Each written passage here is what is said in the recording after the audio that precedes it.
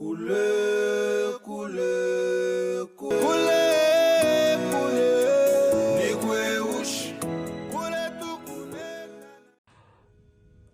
Nous sommes en deuil. La République démocratique du Congo est en deuil à cause de pluies qui a eu ces derniers temps. Nous avons connu des morts.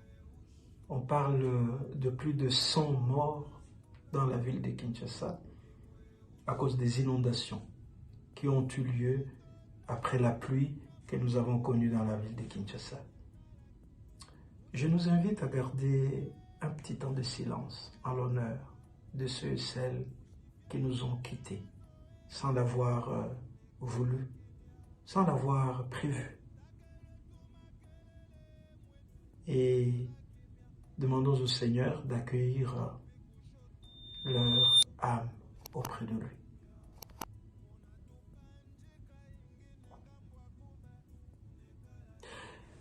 Les catastrophes naturelles arrivent partout dans le monde. Partout dans le monde, il y a des catastrophes. Il y a des volcans, il y a des tsunamis qui arrivent sans que nous ayons la capacité de les empêcher d'advenir. Nous n'avons pas pu empêcher la pluie de tomber et nous n'avons pas la force d'empêcher la pluie de tomber comme elle veut.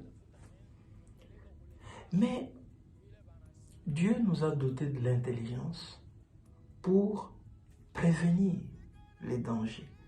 C'est pas empêcher que la pluie tombe, mais nous sommes capables d'user de notre intelligence pour limiter plus ou moins les dégâts.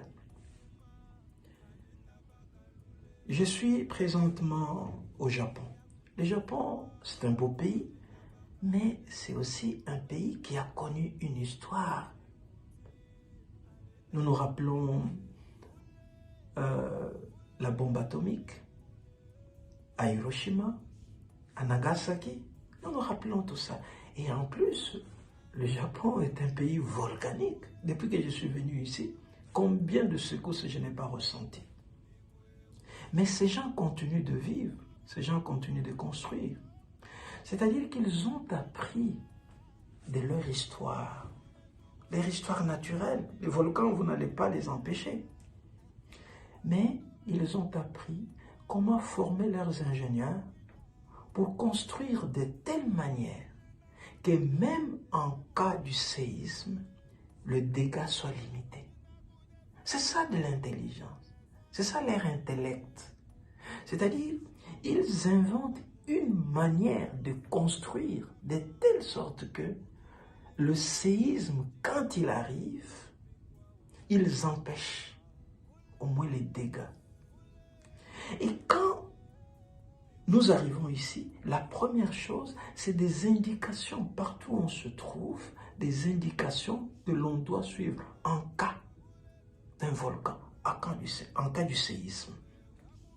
Et déjà dès l'école primaire, les enfants sont préparés.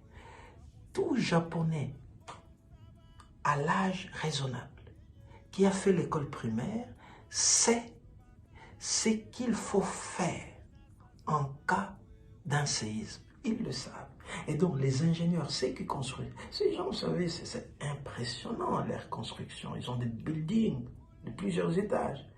Ils construisent en sous-sol. Ils ont un métro impeccable et des trains impeccables. Mais ils construisent en suivant les normes par rapport à leur histoire, par rapport à leur environnement. Mais qu'est-ce qui se passe chez nous? Ce qui se passe chez nous, c'est quoi?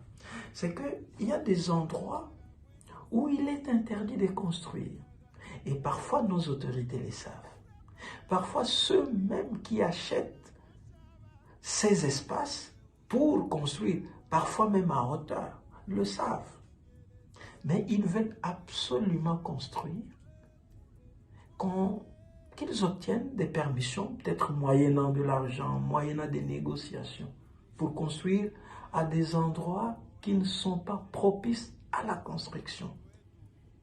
Et quand cela est fait, évidemment, les conséquences, c'est nous tous qui les tirons. Ça, par exemple. Donc, on vous dira qu'il y a des parties dans la commune délimitée où il est interdit, où il avait été interdit de construire. Mais nous avons construit tous les espaces verts qu'il y avait, des espaces où nos enfants peuvent jouer, des espaces où nous pouvons aller quand même profiter de l'air frais. Tous ces espaces n'existent pas. Simplement parce qu'il y a quelqu'un qui a enfreint la loi. Il y a quelqu'un qui passe au-dessus de la science, de ce que la science nous interdit de faire pour notre propre sécurité. Et voilà ce qui arrive. Nous avons appris à l'école, sûrement nous avons des institutions de construction. Nous avons des institutions d'architecture qui apprennent à nos jeunes comment construire. Et ils apprennent des règles, ils apprennent des lois. On leur dit sûrement dans des cours ce qu'il ne faudrait pas faire à tel ou à tel endroit.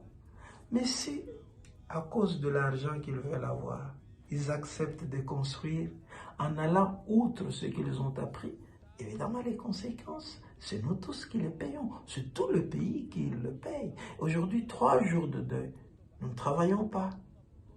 Tous, simplement, peut-être, parce qu'il y a quelqu'un parmi nous qui a voulu gagner un peu plus, qui a voulu aller au-delà de la loi, le non-respect des normes, le non-respect des normes. Certaines vidéos mettent en cause les Chinois. Voilà, les Chinois n'ont pas bien construit. Mais soyons quand même sérieux.